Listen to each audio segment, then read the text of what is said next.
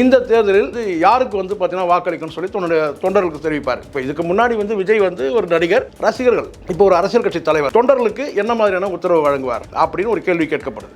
அப்போ விஜய் தரப்புல ஏதாவது ஒரு பதில் வரணும். வேட்பாளர் நிறுத்தல ஆதரவு யாருக்கும் இல்லைன்னு சொல்ல இருந்தாலும் இவங்க வந்து திமுக வாக்களிப்பாங்களா, அதிமுக வாக்களிப்பாங்களா, இல்லை பிஜேபி வாக்களிப்பாங்களா, நேரடியாக வந்து பார்த்தீங்கன்னா இந்த கட்சிக்கு வாக்களிக்கணும்னு சொல்ல முடியாது. திராவிட இயக்கங்களும் போகக்கூடாது, பிஜேபிக்கும் போகக்கூடாது. அப்போ யாருக்கு போகணும்னு கேட்டால் நாம் தமிழர் வேணும்னா ஆதரிக்கலாம், நேரடியாக ஆதரிக்கலாம், கூட ஒரு சமிக்கையாக சொல்லலாம். திமுகவோ மற்ற கட்சிகளோ விஜய் விமர்சிக்கக்கூடிய அளவு கூட இல்லாமல் அதை பேசாமே கடந்து போறாங்க. ஏன் பயம் பேசுனா இன்னும் கொஞ்சம் வந்து ரீச் ஆகிடும். விஜய் அரசியல் வரும்போது பார்த்தீங்கன்னா சீமான் மட்டும் தான் பார்த்தீங்கன்னா மனப்பூர்வமாக தம்பி அரசியல் வரட்டும்னு சொன்னது. மீதி எல்லாரும் வந்தா வரட்டும், யார் வேணா வரலாம், இப்படிதான் வரும்போது பார்த்துக்கலாம், இது ஜனநாயக நாடு, இவன் சொல்லி தான் தெரியும் நமக்கு ஜனநாயக நாடு, இப்படி ஒரு மேம்போக்கா சொன்னாங்க. ஆனால் சீமான் மட்டும் தான் தம்பி அரசியலுக்கு வரட்டும். விஜயோட போட்டி போற அளவுக்குலாம் விஷால் ஒரு ஆளே கிடையாது. விஜயோட ரசிகர்கள் வேற, விஷாலுடைய ரசிகர்கள் வேற. சினிமா உங்களுக்கு இனிமேல் சினிமா எடுத்து பிழைக்கணும்னு அவசியமே கிடையாது. எதுக்கு அந்த ரெட் அண்ட் மூவி, இந்த குடும்பத்தோட ஆதிக்கம், அதை தவிர்த்துக்கிறது நல்லது. வணக்கம் சார். வணக்கம் சார். விஜய் அவர்களோட கோட் திரைப்படம், அவரோட பாடலில் மைக் சின்னம் இருக்குது அப்படிங்கிற மாதிரி பெரிய அளவில் சமூக வலைதளங்களை பேசிக்கிட்டே இருக்காங்க.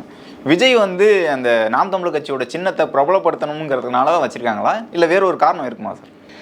முதல்ல ஒரு விஷயம் சொல்கிறேன் வியன். இதில் என்னென்னா, ஒரு அரசியல் கட்சி தொடங்குறார், தமிழக வெற்றி கழகம். அந்த கட்சியை வந்து பார்த்தீங்கன்னா தொடங்கும் ஒரு கேள்வி கேட்குறாங்க. இந்த ஏன் வந்து இப்போ தொடங்குறீங்க, முன்னாடி ஒரு 6 மாதம் முன்னாடி, ஒரு வருஷம் முன்னாடி தொடங்கிருக்கலாமே, இப்போ ஏன் இவர் தொடங்கினார், சரி இந்த நாடாளுமன்ற தேர்தல் முடிஞ்ச பிறகு தொடங்கியிருக்கலாமே, அப்படி ஒரு சில பேர் கேள்வி கேட்குறாங்க. இப்போ நான் என்ன கேட்குறேன்னா, இப்போ இந்த தேர்தலில் வந்து அவர் வந்து கட்சி ஒரு 6 மாதத்துக்கு முன்னாடி தான் வந்து பார்த்தீங்கன்னா அதுக்கான நடவடிக்கை எடுக்கிறாரு, 2 மாதத்துக்கு முன்னாடி தான் அறிவிக்கிறாரு. அது அடுத்தடுத்த நிலையில் வந்து பார்த்தீங்கன்னா உறுப்பினர் சேர்க்கை இதெல்லாம் நடந்துகிட்ருக்கு. இப்போ இந்த தேர்தல் வருது, ஃபவுண்டேஷன் இல்லை, கட்சிக்கான ஃபவுண்டேஷன் இல்லை, கொஞ்சம் கொஞ்சமாக நடந்துட்டு வருது. இப்போ இதில் போட்டிக்கிட்டால் வந்து பார்த்தீங்கன்னா வந்து அந்தளவுக்கு சரியாக இருக்காது அப்படின்ற ஒரு அந்த நிலைப்பாட்டுன்னு கேட்டால், இதில் ஆதரவு யாருக்கும் இல்லை, வேட்பாளர் யாரும் நிறுத்தவே இல்லை, எந்த அரசியல் கட்சிக்கும் ஆதரவு இல்லைன்னு சொல்லிட்டார், கூட்டணி இல்லைன்றது சொல்லியாச்சு. அப்போது இந்த சூழ்நிலை என்ன ஒரு கேள்வி கேட்குறாங்கன்னா, நம்மை போன்ற அறிவுஜீவிகள் எல்லாருமே என்ன கேட்குறாங்கன்னா, அது மாற்றுக் கட்சியில் தான் பெரும்பாலும் கேட்குறாங்கன்னு கேட்டால், இந்த தேர்தலில் அவர் வந்து யாருக்கு வந்து பார்த்தீங்கன்னா வாக்களிக்கணும்னு சொல்லி தொண்டர்களுக்கு தெரிவிப்பார். இப்போ இதுக்கு முன்னாடி வந்து விஜய் வந்து ஒரு நடிகர், ரசிகர்கள், இப்போ ஒரு அரசியல் கட்சி தலைவர், தொண்டர்களுக்கு என்ன மாதிரியான உத்தரவு வழங்குவார் அப்படின்னு ஒரு கேள்வி கேட்கப்படுது. இது ஒன்று நியாயமான கேள்வி தான். அப்போ விஜய் தரப்புல ஏதாவது ஒரு பதில் வரணும். இப்போ நேரடியாக வந்து என்ன சொல்லிட்டாருன்னு கேட்டால், வேட்பாளர் நிறுத்தல ஆதரவு யாருக்கும் இல்லைன்னு சொல்ல இருந்தாலும் அந்த கட்சியோட தொண்டர்கள் யாருக்கு வாக்களிப்பாங்கன்ற ஒரு கேள்வி வந்து இருந்துகிட்டே இருக்குது. இப்போ அந்த கேள்விக்கு ஒரு முற்றுப்புள்ளி வைக்கணும். இப்போ நேரடியாக வந்து பார்த்திங்கன்னா அவர் வந்து குறிப்பிட்ட கட்சிகள் வந்து பார்த்தீங்கன்னா அது இன்னொன்று இருக்குது. விஜய்க்கு ஒரு சங்கடம் என்னென்னா, ஒருவேளை தேர்தல் புறக்கணிப்புன்னு சொல்லிட்டோம்னு வச்சுங்களேன், அதுக்கான வலுவான காரணங்கள் சொன்னோம், ஏன் தேர்தல் புறக்கணிப்பு அப்படின்னு சொல்லிட்டு, அது ஒரு நியாயமாகவும் இருக்காது, ஒரு வாக்குரிமையை பறிக்கிற மாதிரி இருக்கும். வலுவான காரணங்கள் இருந்தால் தேர்தல் புறக்கணிப்பு செய்யலாம். அந்த நாட்டோட ஜனநாயகத்தில் நம்பிக்கை இல்லை அப்படின்னு சொல்லலாம். ஒரு காலத்தில் விசிகாலாம் வந்து தேர்தல் புறக்கணிப்பு பண்ணாங்க, தேர்தல் பாதை திருடர் பாதைன்ட்டாங்க, சரிங்களா? அப்போ அந்த பாதையில் தான் இப்போ அவங்க இருக்கிறாங்க, சரிங்களா? ஆனால் ஒரு குறிப்பிட்ட ஒரு அஜெண்டா வச்சு செய்யலாம், அதுக்கான வாய்ப்பே இல்லை. அப்போது ஒருவேளை இவர் எதுவும் மௌனமாகவே இருந்துட்டார் அப்படின்னு சொன்னாக்கா, என்னங்க ஒரு அரசியல் கட்சி தலைவர் இப்படி இருக்கிறாரு, அவர் தொண்டர்களுக்கு யாருக்கு வாக்களிக்கணும்னு சொல்லவே இல்லைன்னு. இன்னொன்று கேட்டால், இன்னொரு பக்கம் அவருக்கே கூட தோணலாம், விஜய்க்கே கூட தோணலாம், என்னென்னு கேட்டால், நம்ம இது மாதிரி யாருக்கும் வந்து எந்த ஒரு அறிவிப்பும் கொடுக்காதனால இவங்க வந்து திமுக வாக்களிப்பாங்களா, அதிமுக வாக்களிப்பாங்களா, இல்லை பிஜேபி வாக்களிப்பாங்களா, இப்படி ஒரு நாம் தமிழ் அப்படின்ற மாதிரி ஒரு யோசனை அவருக்கு இருந்திருக்கலாம். அப்போ எப்படி செய்யறது? நேரடியாக வந்து பார்த்தீங்கன்னா இந்த கட்சிக்கு வாக்களிங்கன்னு சொல்ல முடியாது, சொன்னால் அந்த சாயம் வந்துடும் அப்படியே. இப்போ உதாரணத்துக்கு நாம் தமிழருக்கு நேரடியாக வந்து நீங்கள் நாம் தமிழர் ஆதரிக்கிறேன் அப்படின்னு சொன்னார்னு வச்சுக்கோங்களேன். அப்போ ஒன்று சொல்ல, இவங்க இந்த திராவிட கும்பல் என்ன சொன்னு கேட்டிங்கன்னா, பார்த்தீங்களா இவரும் வந்து தமிழ் தேசிய கூட்டமைப்பில் தான் இருக்கிறாருங்க, ஒரு அகண்ட பார்வை இல்லை, அப்போ திராவிடர்லாம் வந்து ஒதுக்குறாரு, வெறுக்கிறாரு அப்படின்னு ஆகிடும். ஆனால் ஏற்கனவே வந்து பெரியார் படத்தை முன்மொழிஞ்சிட்டார். பெரியார், அம்பேத்கர், காமராஜர், அவர் தமிழ்நாட்டு அளவுலையும் இருக்காரு, இந்திய அளவுலையும் அரசியல் பேசுகிறார். அப்போது அந்த இடத்துல வந்து பார்த்தீங்கன்னா எம்ஜிஆரையோ அண்ணாவையோ ஜெயலலிதாவையோ கொண்டு வரல. அப்போது திராவிட அரசியலுக்கு எதிராக இருக்கிறாருன்றது ஒரு பொருள். ஆனால் அதே சமயத்தில் வந்து கேட்டிங்கன்னா, முழுக்க தமிழக வெற்றி கழகம் பேர் வச்சுறாரு, இவர் தமிழ் தேசியத்தை சார்ந்தவர் அப்படின்னு சொல்கிற அந்த இடத்துல அவர் பெரியாரையும் அப்போது திராவிடத்தை உள்ளடக்கிய ஒரு தமிழ் தேசிய அரசியலை முன்வைக்கிறார். அதுதான் அரசியல் அஜெண்டா, அது நம்ம விஜய் அவர்கள். இப்போ இந்த சூழ்நிலையில் இவர் ஒரு வேளை வாக்களிக்காமல், யாருக்குமே ஒரு அறிவிப்பு கொடுக்காமட்டா இந்த மக்கள் வந்து அலைபாய்வாங்க. நான் சொல்கிறது தொண்டர்கள் மட்டுமே இல்லை, விஜய்க்கு வாக்களிக்கக்கூடிய வந்து மக்கள் இப்போ வந்து திரண்டுட்டாங்க. இப்போ அவங்க எல்லாருமே யாருக்கு வாக்களிக்கிறதுன்றது ஒரு கேள்வியாக இருக்கும். அப்போ இவர் என்ன செய்யறாரு கேட்டிங்கன்னா, திராவிட இயக்கங்களும் போகக்கூடாது, அதே சமயம் பிஜேபிக்கும் போகக்கூடாது, அப்போ யாருக்கு போகணும்னு கேட்டால் நாம் தமிழர் வேணும்னா ஆதரிக்கலாம், நேரடியாக ஆதரிக்கலாம், கூட ஒரு சமிக்கையாக சொல்லலாம் அப்படின்னா. இது சமிக்கைன்றதை தாண்டி ஒரு எல்லையை கடந்த மாதிரி நினைக்கிறேன். எப்படின்னு கேட்டிங்கன்னா, சின்னத்தையே வந்து பார்த்தீங்கன்னா வந்து முன்மொழிகிறார், பிரகடனப்படுத்துகிறார். அந்த மைக் வந்து சொல்லுது, மைக் எந்த வடிவத்தில் தான் மைக் தான் வியன், இது கூட மைக் தான். இங்கே மைக் தான் முக்கியமே தவிர அது எந்த வடிவத்தில் இருக்குன்னு கிடையாது. சின்னம்ன்றது ஒரு வார்த்தையே வந்து இந்த கட்சி தான் அப்படின்னு முடிவு முடிஞ்சிருச்சு. அப்போது எனக்கு என்னுடைய அறிவுக்கு உட்பட்ட வரைக்கும் நான் பார்த்த வரைக்கும் சொல்லிட்டேன்னா, இது கிட்டத்தட்ட அறிவித்து இந்த பாடல் வந்து இந்த 3 நாள் கழித்து கூட இந்த பாடல் விட்டுருக்கலாம். நான் படம் ஒன்று நாளைக்கு ரிலீஸ் கிடையாது, செப்டம்பர் தான், சரிங்களா? அப்போது இப்போ இதை வந்து ப்ரொமோட் பண்ண வேண்டிய அவசியம் என்ன அப்படின்னு ஒரு கேள்வி வரும்போது கேட்டிங்கன்னா, இது திட்டமிட்டு அரசியலுக்காக தான் பண்ணுறார் விஜய்ன்றதை அவருடைய தொண்டர்கள் புரிஞ்சுக்கிறாங்க, சரிங்களா? பொது பார்வையாளருக்கும் புரியும். ஏன்னு கேட்டிங்கன்னா, மைக் என்பது கிட்டத்தட்ட ஒரு 15 நாளாக ஒரு பெரிய சர்ச்சையாகிட்டு இருக்குது. ஏன்னா இந்த வந்து விவசாய சின்னத்தை வந்து நாம் தமிழ் வந்து பார்த்தீங்கன்னா கொள்ளையடிச்சிட்டாங்க கிட்டத்தட்ட. ஆனால் கொள்ளையடிச்சுக்கு ரொம்ப நூதனமான ஒரு கொள்ளை, இது நூதன கொலை சொல்லுவாங்க பார்த்தீங்களா, அதுதான் இது. ஏன்னு கேட்டிங்கன்னா, சம்மந்தப்பட்ட கட்சி இது வரைக்கும் தன்னுடைய கட்சி பேரை வந்து பார்த்தீங்கன்னா எங்கேயும் விளம்பரப்படுத்தின மாதிரி தெரியல. அதில் தலைவர் யார், பொதுச்செயலர் யாருன்றது தெரியல. ஆனால் விவசாய சின்னம் மட்டும் அவங்களுக்கு எடுத்துட்டாங்க. ஸோ சின்னத்தை பறிக்கணும், கொள்ளையடிக்கணுன்றதுக்காகவே அந்த கட்சி உருவானது தெரிஞ்சிடுச்சு. இப்போ ஒரு அனுதாப பார்வை எல்லார் மத்தியிலும் இருக்குது. என்னன்னாக்கா, நாம் தமிழர் சின்னத்தை வந்து இவங்க வந்து விவசாய இவங்க வந்து கொள்ளையடிச்சிட்டாங்க, பறிச்சிட்டாங்க, கிட்டத்தட்ட வழிப்பறி கொள்ளைமா நடந்துச்சு. இது ஒரு அனுதாப பார்வை எல்லா மட்டத்திலையும் இருக்குது. எல்லா மட்டத்திலும் இருக்குன்னு கேட்ட சொன்னாங்க. பல பேரோட நாடு கடந்து இருக்கு. ஆமாம், போஸ்டர்கள்லையும் மைக் வரக்கூடிய நிலை இருக்குது. இதில் என்னென்னா, இவங்க சூஸ் பண்ணது தான் தப்பு. அதில் வந்து அண்ணாமலை பண்ணதுன்னு கேட்டிங்கன்னா, இன்னும் கொஞ்சம் கூட அறிவுபூர்வமாக செயல்படலை போல இருக்குது. அவனுக்கு அவ்வளோதான் அறிவு எட்டுச்சு போல இருக்குது. நீ போட்டதான் மாற்ற சின்னம், அவன் ஒரு கணக்கு வச்சுட்டான் போல இருக்குது. இந்த பட்டனோட சின்னத்தை வச்சாக்கா சிறுமைப்படுத்தினா அந்த சின்னம் வந்து வடிவமே தெரியாமல் போகுது. இது உண்மை. சின்னம் வந்து மைக்குன்றது வந்து பொதுவாக எல்லா இடத்துலையும் பயன்படுத்தக்கூடாது. நீங்களும் பயன்படுத்தலாம், நானும் பயன்படுத்தலாம், அண்ணாமலையும் பயன்படுத்தலாம், எலெக்ஷன் கமிஷன் பயன்படுத்தலாம், மாற்றுக் கட்சி பயன்படுத்தலாம், நடிகர்கள் பயன்படுத்தலாம். ஸோ எங்கெல்லாம் வந்து பார்த்தீங்கன்னா குரல் வந்து பார்த்தீங்கன்னா வேகமாக ஒலிக்கணுமோ அங்கெல்லாம் மைக் தேவை. அப்போ இவங்க மைக்கு எதுக்கு சூஸ் பண்ணாங்கன்னா, அதை சிறுமைப்படுத்தும் போது அந்த மைக் வந்து பார்த்தீங்கன்னா சீப்பு மாதிரி மாறிடுது, சீப்பு சின்ன மாதிரி ஆகிடுது சிறுமைப்படுத்தி பார்க்கும்போது. அதுக்காக ஒரு வேளை இவங்க கொண்டு வந்திருக்கலாம். ஏன்னா ஒன்லைன் தானே, அது டிராயிங் தானே. இல்லை, ஒரு குற்றச்சாட்டு இருக்குது, மைக் வந்து இப்போ சுவிட்சோட எங்களுக்கு கொடுத்துருக்காங்க அப்படிங்கிற குற்றச்சாட்டு கூட இருக்குது. இப்போ என்ன கேட்டால், அந்த சுவிட்ச் யாரும் போட போகிறதில்லன்னு வச்சுக்கோங்களேன், அது வேறு. ஆனால் அது வைக்கும் போது கேட்டால் அது வடிவம் மாறுதுன்னு சொல்ல வரேன். அது சுவிட்சோடு வைக்கும் போது பார்த்தீங்கன்னா சீப்பு கைப்பிடி மாதிரி ஆகிடுது, சீப்பு மாதிரி ஆகிடுது. இது திட்டமிட்டு பண்ண சரிதான். ஆனால் ஒரு விஷயத்தை இவங்க வந்து கோட்டை விட்டானுங்க. இவ்வளோ பண்ணணும்னு கேட்டிங்கன்னா, மைக்குன்றது வந்து பொதுவானது. அந்த ஒலி வாங்கி அந்த மைக்குன்ற பேர் வந்து பார்த்திங்கன்னா வந்து பிரபலம், ஈஸியாக பிரபலம் ஆகிடும்.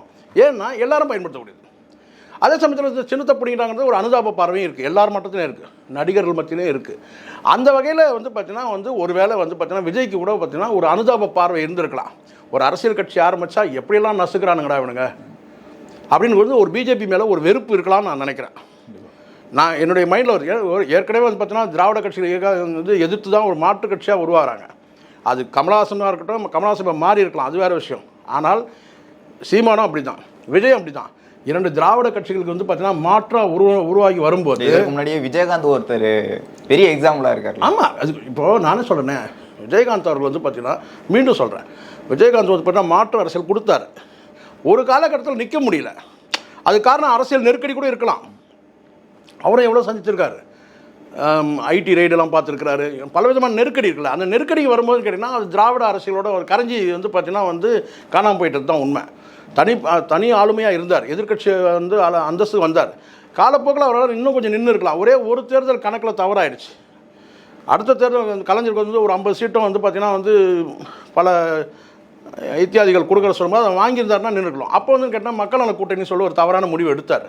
அதனால தான் காணாமல் போயிட்டேன். இப்போ விஜய் அவர்கள் வந்து தன்னுடைய தொண்டர்கள் பாஜகவுக்கோ திமுகவுக்கோ ஓட்டு போட்டக்கூடாது அப்படிங்கிற ஒரே காரணத்துக்காக திராவிட திமுக அண்ணா திமுக பிஜேபிக்கு வாக்களிச்சிடக்கூடாதுன்றதுல கவனமாக இருக்கிறாருன்றது எனக்கு தெளிவாக தெரிய வருது. ஏன்னா அந்த சின்னத்தை வெறும் நீங்கள் வெறும் வார்த்தையால் கூட சொல்லியிருக்கலாம். அதை வந்து படத்தில் போட்டு அந்த மைக்கை சொல்ல விடுறதுன்னு கேட்டிங்கன்னா, நீங்கள் வந்து மைக்கை கையில் எடுக்கட்டுமான்னு கேட்குற அந்த இது கூட என்னென்னு கேட்டிங்கன்னா, இது நேரடியாக சொல்கிறது தான்.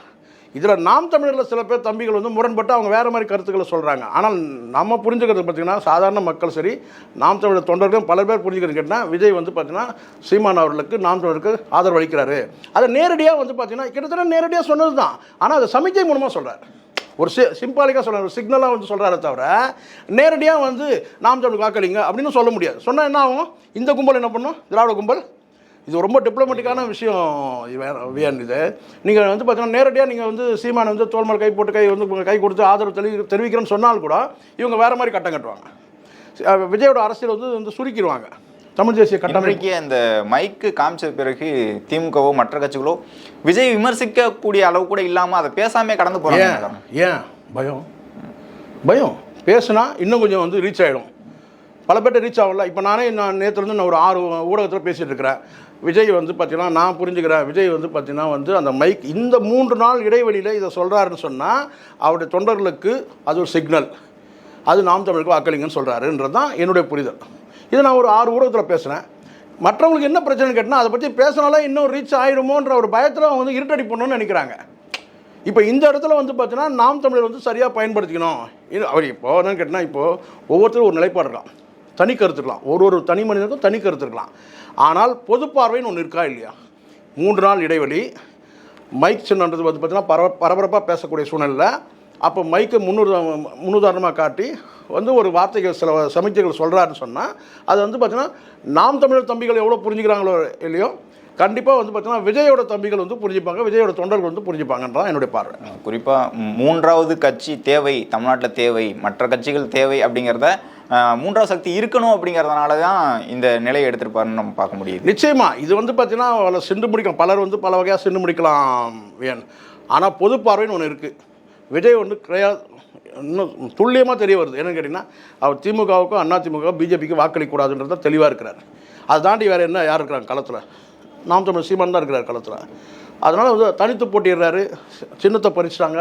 இதன் மூலமாக ஒரு அனுதாப பார்வை இருக்கலாம். ரெண்டாவது சீமான் அரசியலுக்கு விஜய் அரசியல் வரும்போது பார்த்தீங்கன்னா ஒரே ஒருத்தர் சீமான் மட்டும்தான் பார்த்தீங்கன்னா மனப்பூர்வமாக தம்பி அரசியலுக்கு வரட்டும்னு சொன்னது. மீதி எல்லாரும் வந்தால் வரட்டும், யார் வேணால் வரலாம், இப்படி தான் வரும்போது பார்த்துக்கலாம், இது ஜனநாயக நாடு, ஏன் இவன் சொல்லி தான் தெரியும் நமக்கு ஜனநாயக நாடு, இப்படி ஒரு மேம்போக்காக சொன்னாங்க. ஆனால் சீமான் மட்டும்தான் தம்பி அரசியலுக்கு வரட்டும் அப்படின்னு சொன்னாங்க. சார் ஓ விஜய் அவர்களோட படத்தில் விஜயகாந்த் அவர்களோட ஒரு தோற்றம் ஏஐயில் வரப்போகுது அப்படிங்கிற மாதிரி ஒரு செய்தி வெளியாக இருக்குது. இதன் காரணம் என்ன சார்? விஜயகாந்த் அவர்களுக்கு மரியாதை செலுத்தும் நியமனமாக வராங்களா இல்லை அரசியலுக்கு பயன்படுத்தக்கூடிய? என்ன அரசியல் பயன்படுத்தணுன்றது இல்லை. ஏன்னா விஜயகாந்த் அவர்கள் பொறுத்த வரைக்கும் கேட்டால் வந்து ஒரு சிறந்த அரசியல் ஆளுமை தான். ஆனால் வீழ்ச்சியை தான் சந்திச்சார். கடைசி காலத்தில் வந்து பார்த்தீங்கன்னா இறுதி காலத்தில் வந்து வீழ்ச்சி தான் அடைஞ்சார். அப்படி இருக்கும்போது கேட்டால் வந்து அவரை பயன்படுத்தி வரணும்னு அவசியம் இல்லை. நான் நினைக்கிறது என்னென்னு கேட்டிங்கன்னா என்ன சொன்னால் ஒரு விசுவாசத்தின் அடிப்படை காரணமாக இருக்கலாம். விஜய் அவர்கள் வந்து இறுதி படமாக கிட்டத்தட்ட இருக்குது. அவர் நல்லா இருக்கும்போது வந்து பார்த்தீங்கன்னா ஏற்கனவே செந்தூர பாண்டியன் ஒரு படத்தில் நடிச்சிருக்காரு. இன்னும் கூட வந்து பார்த்தீங்கன்னா அதுக்கு பிறகு பெரிய ஸ்டார் ஆகிட்டார் யார்? விஜய். அப்போ கூட அவர் நடிக்கணும்னு ஆசைப்பட்டுருக்கலாம். அப்போ உடல்நலம் பாதிக்கப்பட்டு 2017 அப்புறமா சரிவு, 2017 அப்புறம் உச்சத்துக்கு போகிறார் யார்? விஜய். அப்போ ஒரு நடிக்கலான்னு ஒரு எண்ணம் இருந்திருக்கலாம் ஒரு வேலை. ஆனால் இப்போ வந்து பார்த்தீங்கன்னா அரசியல் காரணத்துக்காக விஜயகாந்தை வந்து பயன்படுத்தி வரேன்னு நான் சொல்ல முடியாது நிச்சயமாக. ஏன்னா மரியாதை தான். ஆமாம், அவருடைய அரசியல் கட்சியில் வேறு அவங்க மகன் போட்டி. அப்படி பார்த்தா நீங்கள் வந்து நேரடியாக களத்தில் வந்து பார்த்தீங்கன்னா இன்றைக்கி வந்து தேமுதிக ஆதரிக்கணும்னு சொல்லலாம். அப்படி இல்லையே, அரசியல் காரணம் கிடையாது. ஆனால் ஒரு ஆளுமையை வந்து பயன்படுத்தினா எப்படி இருக்கும், மீண்டும் விஜயகாந்த் நடித்தா எப்படி இருக்கும் அப்படின்றது தான். அதனால் வந்து பார்த்தீங்கன்னா விஜய் ஏற்கனவே சிவாஜியோடு நடித்தவர் தான். அதனால் அரசியல் ரீதியாக காரணம் இருக்காது. விஜயகாந்த் அவர்கள் வந்து பார்த்தீங்கன்னா இந்த காட்சிக்கு பொருத்தமாக இருக்குதான்னு நினச்சிருக்கலாம். மிகப்பெரிய எதிர்பார்ப்பு இருக்கும். அவங்க குடும்பத்தில் அனுமதி கேட்டிருக்காங்க. அனுமதி கொடுக்குற பட்சத்தில் அது நடக்க போகுது. இதை தாண்டி இப்போ அப்படி பார்த்தா நீங்கள் சொன்ன கேட்டால் இவர் நம்ம தம்பி சண்முக பாண்டியன், விஜயகாந்த் மகன், அவர் கூட சமீபத்தில் ஒரு பேட்டி சொன்ன கேட்டால் விஜய் அவர்களும் நானும் இணைந்து நடிக்க போகிறேன்னு கூட சொல்லியிருக்கிறாரு. அதெல்லாம் நடக்கிறதுக்கு வாய்ப்பு இருக்குது. சரிங்க சார். இப்போது விஷால் அவர்கள் நேற்றைய ஒரு பேட்டியில் என்ன சொல்லியிருக்காருன்னா, ரெட் ஜெயின் தனிப்பட்டு மொனோபொலி பண்ணுது தமிழ் சினிமாவில், நீங்கள் மட்டும் தான் படம் வெளியிடணுமா, என்னோட படத்தை வந்து டேட்டு மாற்றுறதுக்கு நீங்கள் யார் அப்படிங்கிற மாதிரி நேரடியாக குற்றச்சாட்டு வச்சுருக்காரு விஷால் அவர்கள். இது இப்போதைக்கு தான் வெளிப்படுதா சார் தமிழ் சினிமாவில் இந்த மாதிரி பேச்சுக்கள்? வந்து இவங்களுக்கும் வந்து ஒரு உரசல் இருக்குது. வெளிப்படையாக நம்ம பேசுவோம். விஷாலுக்கும் உதயநிதி தரப்புக்கும் வந்து பார்த்தீங்கன்னா ஒரு உரசல் இருக்குது ஏற்கனவே. இது வந்து பார்த்தீங்கன்னா அந்த கடந்த வெள்ளத்தில் கூட வெளிப்பட்டுச்சு. உண்மையிலே வெள்ளத்தின் மேலே ரொம்ப அக்கறை உள்ளவங்க கிடையாது நம்ம விஷால். அவர் வீட்டிலேருந்து, ஏன்னா எங்கள் வீட்டு பக்கம் தான் வீடு, பார்க்கும்போது தண்ணி நின்றுது. பொதுவாக எல்லா இடத்துலையும் தண்ணி இருந்துச்சு. அண்ணா நகர் முழுமையாக தண்ணி இருந்துச்சு. அவர் வீட்டிலேருந்து வெளியில் வர முடியலன்றது உண்மை தான். ஆனால் அந்த குரல் தோணி வந்து பார்த்திங்கன்னா உண்மையிலே வெள்ளத்தில் பாதிக்கப்பட்டவங்க வந்து குரல் கொடுத்தா எப்படி இருக்குமோ அப்படி தான் இருந்தது. ஆனால் அதை தாண்டி அடுத்தடுத்த நிலை நான் சொல்கிறேன், அந்த வெள்ளம் பிரச்சனை முடிஞ்ச பிறகு என்ன அதுக்கு பிறகு தொடர்ச்சியாக வந்து பார்த்திங்கன்னா வந்து ஏதோ ஒரு சார்பான அரசியல் கட்சி நான் தொடங்க போகிறேன்றது வந்து ஏதோ உதயநிதியை மிரட்டுற மாதிரி தான் இருந்துச்சு. விஜய் அவர்களை அறிவிக்கிறதுக்கு முன்னாடியே கூட வந்து கேட்டால் ஒரு தடவை வந்து பார்த்தீங்கன்னா ஒரு செய்தி கசிய விட்டுட்டு அதுக்கப்புறம் வந்து கேட்டால் இல்லை நான் வந்து அரசியல் வந்து நான் வரல, இது தப்பான செய்தி, ஃபேக் அப்படின்ற மாதிரி சொன்னார். இவர் சமீபத்தில் பார்த்தீங்கன்னா கிட்ட நானும் அரசியலுக்கு வர போகிறேன். இது ஏதோ நான் நினைக்கிறேன் விஜய்க்கு வந்து விஜயோட போட்டி போகிற அளவுக்குலாம் விஷால் ஒரு ஆளே கிடையாது. சரிங்களா? விஜயோட ரசிகர்கள் வேறு, விஷாலுடைய ரசிகர்கள் வேறு. சரிங்களா? அதை கம்பேர் பண்ணுறதே ஒரு தப்பு.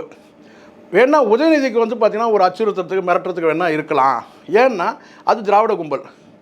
ஸோ இவரும் ஒரு திராவிடர் தான். யார்? இவர் தமிழர் கிடையாது. யார்? விஷால். அதனால் வந்து பார்த்தீங்கன்னா உதயநிதிக்கு வந்து பார்த்தீங்கன்னா ஒரு செக் வைக்கிறதுக்காக இல்லை உதயநிதியை மிரட்டுறதுக்காக வேணா பயன்படுத்தலாம்னு நான் நினைக்கிறேன். இப்போ விஷால் அவர்கள் வந்து அரசியலுக்கு வர்றது வந்து சினிமாவில் இருக்க போட்டி தான் காரணம்னு சொல்கிறீங்க? இல்லை, அது வந்து நடிகர் சங்கம் கிடையாது. இது அரசியல்ன்றது வந்து பார்த்திங்கன்னா விஷால்லாம் ஒரு ஆளே கிடையாது. சரிங்களா? ஆனால் தேர்தல் நேரத்திலலாம் வந்து பார்த்தீங்கன்னா நானும் வந்து களத்தில் ஒரு தடவை வந்து பார்த்தீங்கன்னா வேட்புமனு கூட தாக்கல் பண்ணுறதுக்கெல்லாம் கூட பண்ணார். சரிங்களா? அது கூட ஏன் ஆர்கே நகரில் போடுறாரு? அங்கே வந்து பெல்ட் அதிகம். இப்போ புரியுதுங்களா? விஜய்க்கு வந்து பெல்ட்லாம் தேவை சார். இப்போ நீங்கள் தமிழ் சினிமாவில் இருக்கக்கூடிய மோனோபோலி, இவங்கள்ட்ட தான் படத்தை கொடுக்கணும், இவங்கள்ட்ட தான் படத்தை அது நிச்சயமாக அது வியாபாரத்தில் வந்து பார்த்தீங்கன்னா இது வந்து இவங்க ஆட்சிக்கு வந்தாலே இது. அவர் என்ன சொன்னார்னா, என்னோட ப்ரொடியூசர் வந்து 60 கோடி ரூபா போட்டிருக்காரு, என்னோட படத்தை நீ ஏன் தள்ளி வைக்க சொல்ற? உன் படம் வரணும்னா வந்துட்டு போகுது, என் படத்தை நான் ரிலீஸ் பண்றேன். இல்லை, ரெட் ஜெயின் மூவிஸ் வந்து பார்த்தீங்கன்னா இது மாதிரியான தலையீடுகள் இருக்கு, இல்லைன்னு மறுக்கவே முடியாது. அதை எதிர்த்து குரல் கொடுத்தா அதை ஆதரிக்கணும் தான். இப்போ ஏன் கமல்ஹாசன்லாம் ஏன் வந்து விழுந்துட்டாங்க நீங்கள் சொல்லுங்கள் பார்க்கலாம். வியாபார தொடர்பு தான் ஆச்சு. நல்லா புரிஞ்சுக்குங்க. கமல்ஹாசன் வந்து தனி கட்சி தொடங்கினார், யாரை எதிர்த்தார், திமுக எதிர்த்தார், நல்லா தெரியும். நல்லா இருக்க டிவியெல்லாம் உடைச்சார், டார்ச் லைட்டும் உடைஞ்சிது, எல்லாம் தெரியும். எப்போ லிங்க் ஆனாங்க?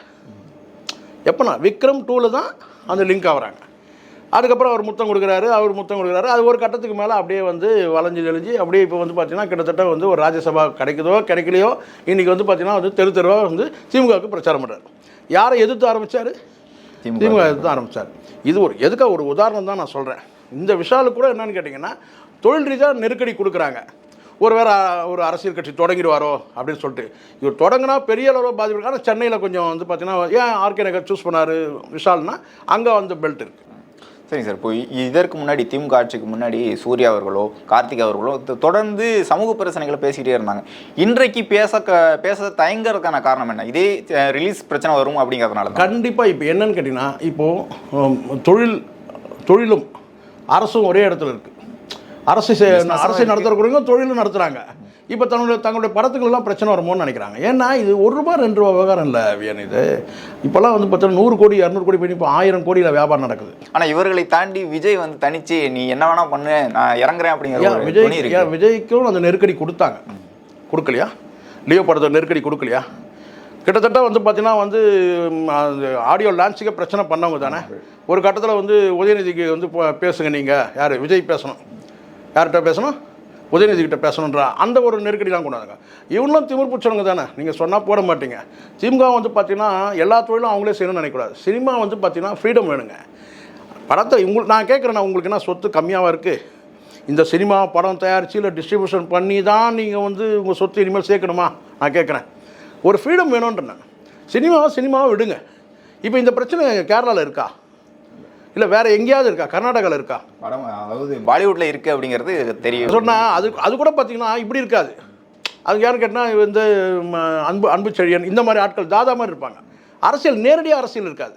மறைமுகமாக வந்து பார்த்தீங்கன்னா இந்த மாதிரி ப்ரொடியூசர்கள் வந்து பார்த்தீங்கன்னா வந்து இந்த சினிமா துறை தனியாகவே இருக்கு. ஆமாம், சினிமாவுக்கு வட்டி கொடுக்குறவங்க இந்த மாதிரி தனித்தனி இந்த ஒரு குறுநில மன்னர்கள் மாதிரி இருப்பாங்க. அது எங்கேயுமே உண்டு. பாலிவுட் நீங்கள் சொன்ன மாதிரி பாலிவுட்டில் கூட அந்த காலத்துலேருந்து இருக்குது.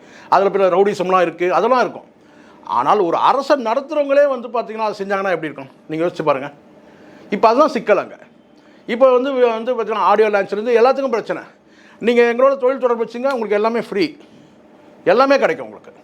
ஏன் வந்து உங்களுக்கு வந்து கலைஞர் அந்த துறையினர் அந்த நூற்றாண்டு விழாவில் ஏன் வந்து பார்த்தீங்கன்னா சொதப்பலாச்சு? காரணம் என்ன? இந்த மாதிரியான நெருக்கடி எல்லாருக்கும் கொடுக்கும்போது பார்த்தீங்கன்னா யாருமே வரவே இல்லை.